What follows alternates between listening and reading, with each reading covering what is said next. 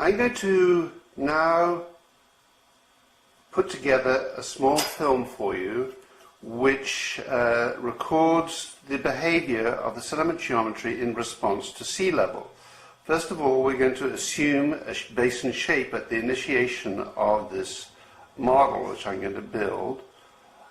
Here's the shelf, and now we're putting in the slope, bringing it round into the basin. This is the basin floor here.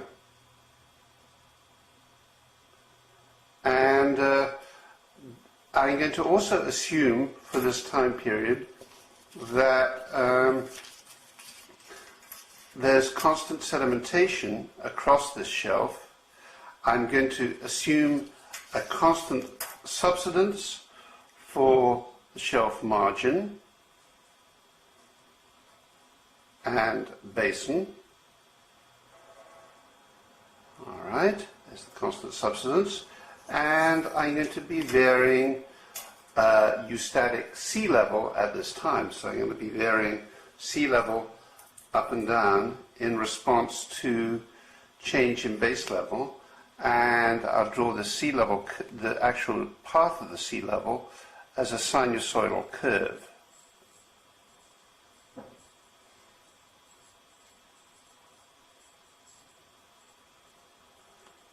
So this is the path of the sea level curve that we're going to follow. This is high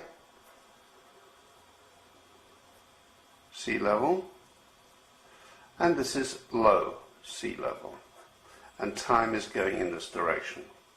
For this model, I'm going to be tracking then and producing the following sedimentary systems. A low stand system track produced by the sedimentary response to a fall in sea level in here, a low stand system tract produced at the actual low position of the sea level. So you've got the falling sea level with a low stand, and then the low stand shown here. And then we're going to have a transgressive system tract produced by the sea level rising rapidly here. And then finally, we'll examine the high stand system tract.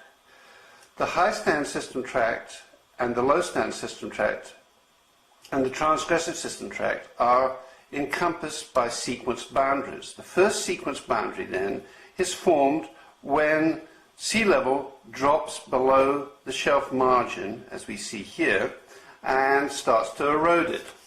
So let's have a look at this response. So what we're saying is then falling sea level in the early phase. So at this time, sea level is falling at its most rapidly, and it's falling faster than the subsidence.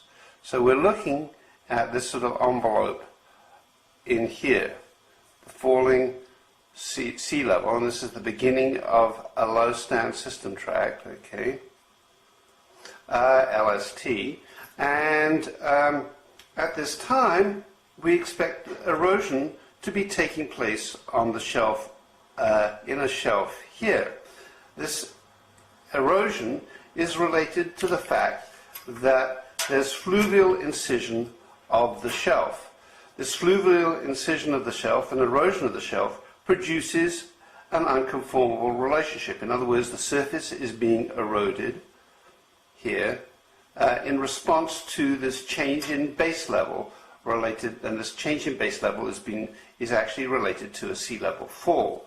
At the same time as fluvial incision takes place, sedimentation is going to be focused where sea level and the shelf margin intersect, and so we'll see sediments building out here, a lot of them in fact, but they don't stay here very long because the surface is actually unstable. Okay, so we're getting a type of forced regression. The fall in sea level, which we've seen, is actually causing erosion of the shelf margin, the production of this sediment, which is focused here, and then through its instability because of the nature of the slope, and there's so much sediment coming in, that the sediment now bypasses the shelf and is transported by slumping and turbidite movement out into the basin to form basin floor fans. So you've got instability of the sediment focused on the shelf margin being transported out as a basin floor fan. So this is a basin floor fan. Alright, now this basin floor fan then is the product of this, the first phase fall of the sea level, the erosion generated by the fall, by the fact that sea level has fallen below the shelf margin, as I show you here. We've got incision, and actually this incision, what's happening is at the same time, rivers up on the shelf will tend to be combining and joining together as individual units related to this low stand event. Now, having the sea level having fallen, we will get sediment now is coming in at a less rapid rate, and because the accommodation is being lost, okay, the sea level fall is not now quite as rapid, and the accommodation space is now being reduced because the rate of fall is not as rapid, because you see it curving around like this, and now substance is tending to control the space available. When this happens, slope fan cliniforms downlap and onlap. So we see the development of sediment building out across this slope in the following way: downlapping and onlapping in this way here.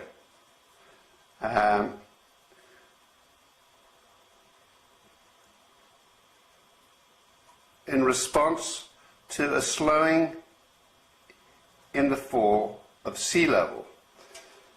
All right, because there's less accommodation, and the sea level now is dropping down to some sort of position like this. Then we see the beginning of the development of a low stand wedge, which is in fact prograding, in other words, building out seawards in this direction here, and onlapping up the shelf here. So it's onlapping and downlapping, and as we saw, the onlapping and downlapping of these fans, the slope fans. Here we have a slope fan. And now we have here building up a wedge, a low stand wedge of sediment, and as it builds up, so the sediments in a grade upwards.